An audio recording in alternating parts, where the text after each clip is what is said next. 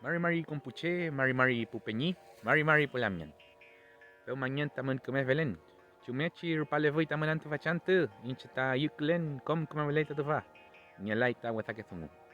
Pupeñi Polamian pachipichinen meu, kupa kimel wainta kiñe ramtunten. En este video, como dice acá, les quiero enseñar una sola pregunta. ¿Ya? Vamos a empezar así para que estas nos queden, la aprendamos bien. Y esta se refiere a cuando yo estoy presentándome, saludando a alguien, ¿cierto? Y yo le quiero preguntar dónde reside, dónde vive. Para esto vamos a ocupar el verbo o acción femen, mlen, mlen, ¿ya? Pele, femniechi. Y le voy a preguntar a la otra persona, peñi, lamien, cheu mleimi, cheu mleimi. Este cheu se interpreta, se traduce como dónde, ¿pelei? Y el mleimi se puede entender de varias maneras. Por ejemplo, ¿dónde estás también? O ¿dónde resides? ¿Ya?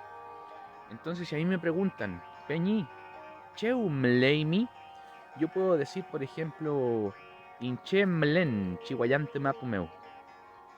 Ei mikai, no se olviden de la ei mikai, ¿pelei? O alguien, por ejemplo, que iba en la guarría podría decir, Inche mlen, Santiago guarriameu. ¿Pelei? Femuechi.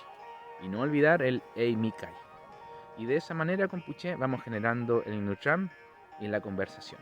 Peu mañana también mal pupeñi por la mien, le moria come Peu callal.